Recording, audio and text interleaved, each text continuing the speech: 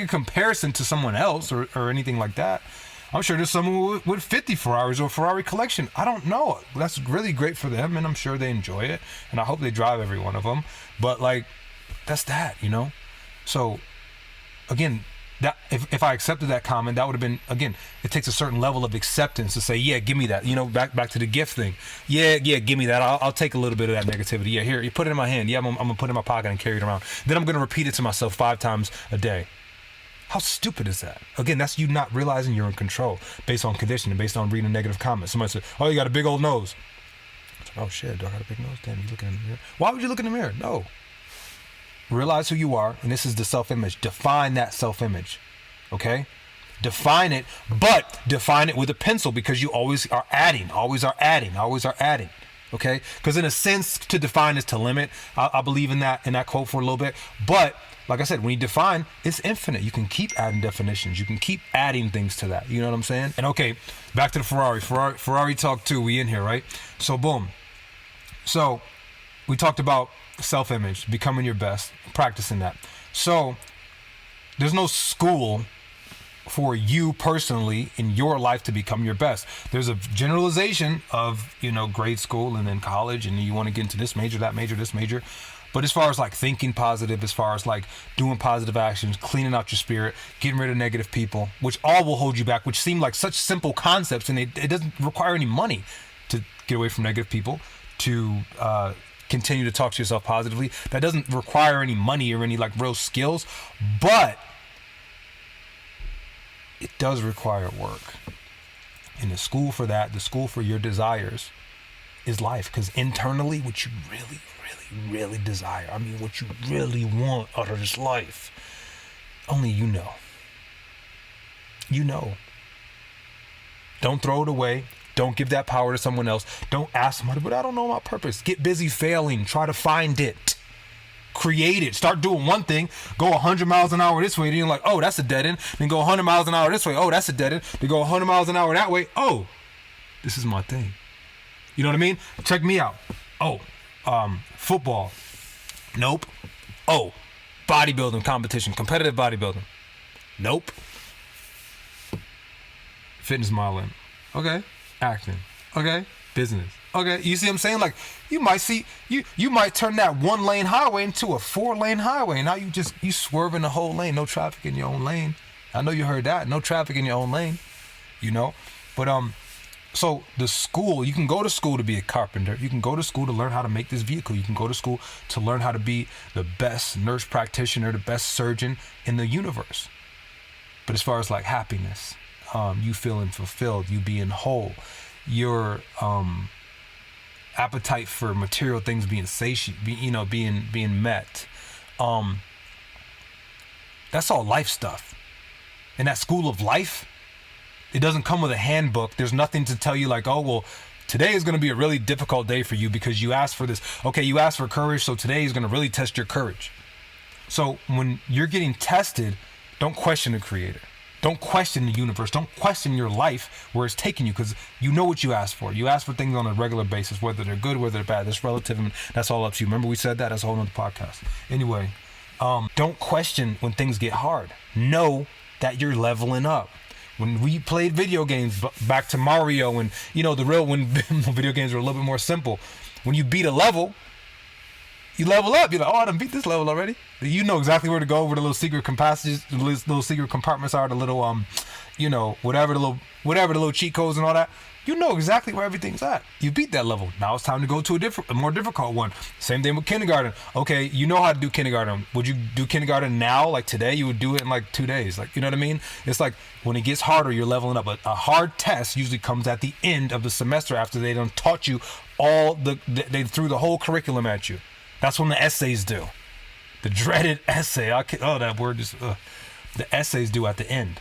The test is due at the end, after you done been through the whole class. So the class of life, the test is at the end of this level. So you level up. That's what you do. You level up. You transform. And when you feel it getting hard and you're about to transform, that's when it's time to get firm. That's when it's time to say, okay, all right, cool. I know who I am. You might have to go back. This is what I do often, right? So this is what I do. I go back to past triumphs, okay? Past achievements. When people go in the past, don't look at the negative part, okay? Look at the positive stuff. Like, man, remember that time you was in that real deep water, quote unquote, and you really pulled yourself out of that? Yeah, this ain't nearly as bad as that. So like, yeah, let's keep pushing. Remind yourself of the positive. Don't go in your past to remind yourself of the negative. Go in your past to remind yourself of the positive stuff when you had to show courage, when you had to show strength, when you had to show confidence, okay? You're way stronger than you think. And then we just talked about going in, what you should go into the past for. And now we're going to talk about what you should go into the future for. Like we said, it's always now, technically. But if we're going to imagine and fantasize and envision that, let's go here. So it's okay to go in the future, but go in the future as your best self, right? And sometimes you might have to borrow that confidence, that strength from your best self. So sometimes you can go backwards, go to your past achievements, big or small, and gather strength from that for now. And then you go forward into the future to your best self, borrow strength from your best self. What would you do? If your goal is to have a super happy, let's say your goal is to have the best boyfriend in the world, right? Your goal is to have the best boyfriend in the world, and y'all just do all them couple goal shit and like, you know, whatever, and go to Disneyland, right? That's your goal, and you're single. So if you get a dude who's just disrespecting you, who's like, you know, who swings at you or something, you don't have to sit there and like, you know, sulk and like, oh my God, like I really want this person. Remember we talked about painting people a different color. Oh, I really wanted this person to do this. It's like, no, keep the vision. Go to your future self. Hey, future self, who wants that goal? Would you put up with this? Nah, that ain't in the plan. Okay, cool. Boom, I'm out. You know what I mean? So go to your future self for strength and also practice your success. What do I mean by that? Practice your success.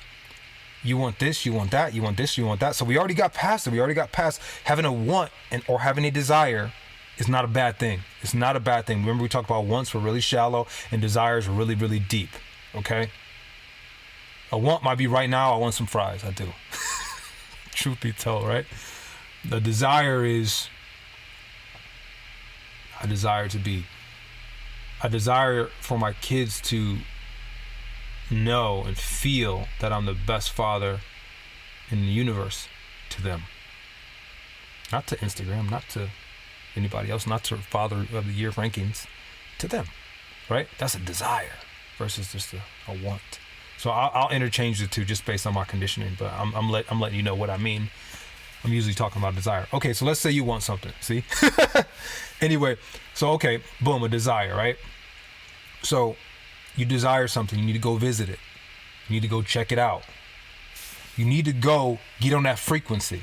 We talked about the radio before. You're not going to turn on a country music radio station and hear NWA or hear NBA Youngboy or whoever is like, you're not going to hear this rap on this channel. Why? Because it's a country music channel. You're not going to, on the Discovery Channel, you're not going to see a UFC fight. Why? Because it's not the UFC channel. It's not ESPN. You're not going to see the game, you know?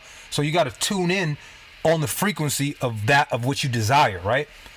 So when you tune in on that frequency, you got to visit these things. That's why I said practice success. We use the basketball or the, you know, football or any type of professional sports.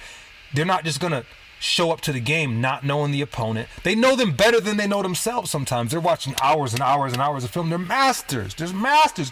Be a master with your goal. Get in a relationship with your goal, right? Are you in a relationship with your goal? Or you just visit it sometimes? You know what I mean?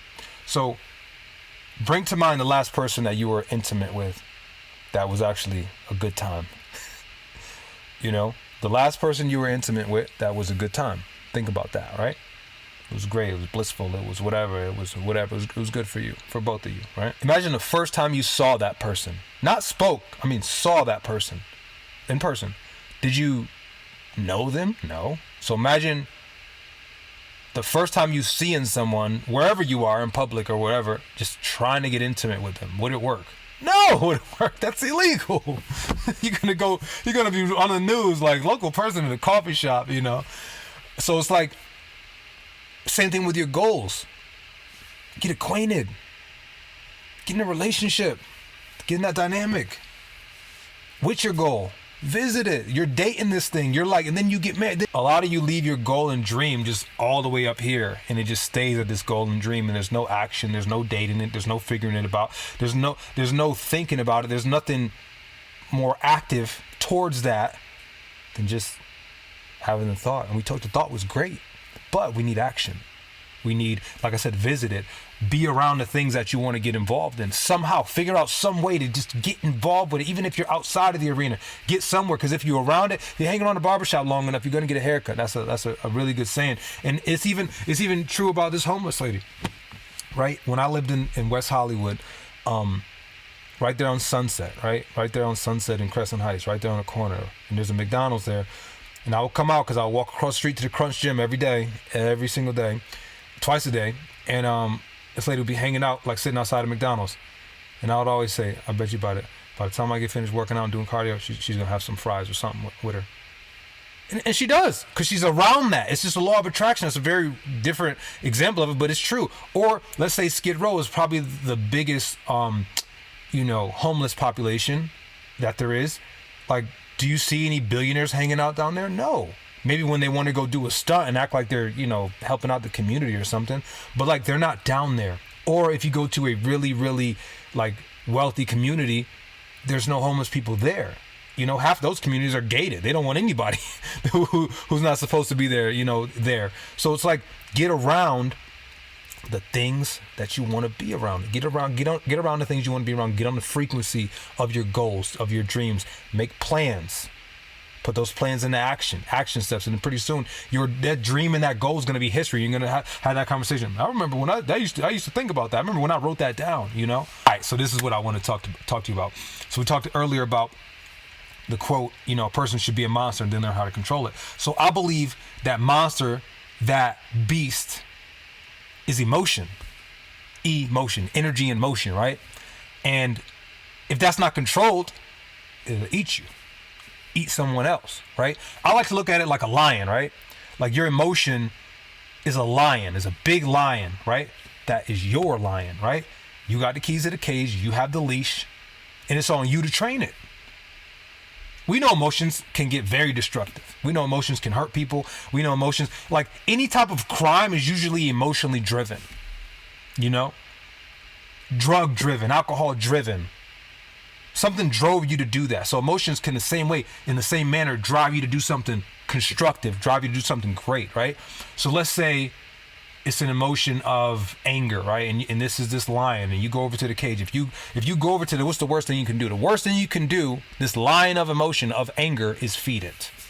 But how easy is it to feed a lion? It's easy. You'll eat anything.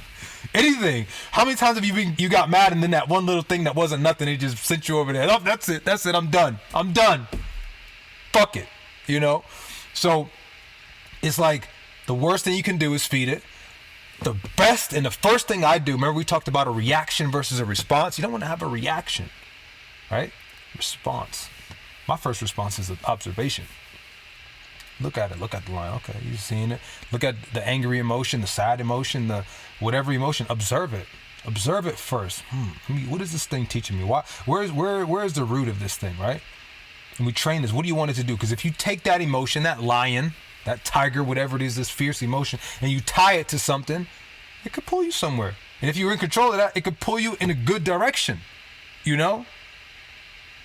Emotion is pain. Think about how much pain you've been through and how much pain you got and how much stronger you are because of that pain, right? Don't forget your pain.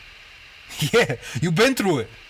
I know you've been through it because you're watching this, and everybody that made it with me to episode 11, you done been through something, and we resonate with each other on a higher scale. And I can't wait to meet everybody, bro. I can't wait to meet everybody. We're gonna start doing live podcasts and all that. I can't wait to meet everyone. It's gonna be a beautiful thing. I see amazing things, and we're planning for amazing things. And when I say we, I mean me.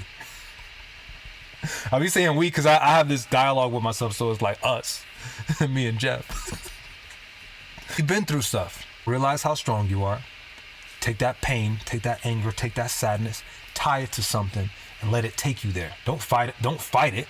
Sometimes I look at goals and dreams because they say like the universe is always flowing. Everything's vibrating. Nothing's resting. You're either getting better or worse. There's no staying the same, right? You're either getting better or worse. So if this is a downhill thing and you're going down towards this goal, so when you doubt, you stop. Negative self-talk, you go backwards. Letting someone else control the wheel, you might turn around and go back up the hill. Because you're always flowing towards what you want, because what you want wants you back. People don't think about that concept. What you want wants you back just as bad. Why don't you think your goal doesn't want you? It's just materialization. There's always a way to do it. It's on you to find it. And it's on you to get around it. You don't have to know the exact how. Sometimes you make this plan, that plan. Again, sometimes you make a plan to say, okay, I'm going to go to a coffee shop. This road's closed, you go to this road. This road's closed, you go to this road. This road's blocked off, you get out the car and walk. So I'm getting me a coffee today. I don't care. You know? So it's like, don't take no for an answer. I like the quote, to attract better, you must become better. And that goes again to become nutrition, becomenutrition.com. And to attract better, you got to become better. And we talked about it before. Practicing your success. Practicing it. This game of life is yours, but it's a real game. Okay, so if you lose, you get homeless. If you lose, you can end up in jail. If you lose, you can end up deceased or hurting a lot of people in the process. So you don't just get to go home and say, oh, we lost. Oh, this is our record. No. Your record in life is all up to you. And it doesn't matter about what happened before. Like I said, you can't change it. That's why it doesn't matter, because you can't change it. If you could go back in time, if you got the time machine, let me know and we'll patent and we'll go into business together. But if you can't go back and change it, you can't worry about it. You can't let it consume you, control you. That's what we talk about emotion. Observe it, check it out, look at it. Like if you want love, but you're vibrating at savage, fuck boy, yeah, womanizer. You ain't gonna get love. Insecurities. If you a lady, man, I want to be proposed to, but you online, you're savage and you throwing it back. You got the only. Get on the vibratory frequency of the things you want. You want country music? Turn it to the country station. You want rap? Turn it to the rap. You want a bomb-ass life? Start living a bomb-ass life, because whatever you're doing now, it ain't working. I hate to break it to you, but whatever you're doing ain't working.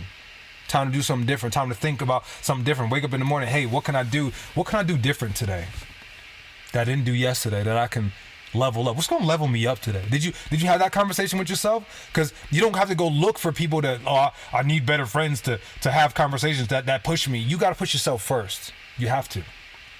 And you can't empty yourself out gassing everybody else up. A lot of people do that. They gas everybody up. They're, you know what I mean? Like, gas yourself up. Because where's the gas coming from? It's coming from you. So recap, being a beast, then learn how to control it later. Observing your emotions, don't let them control you, don't let them engulf you.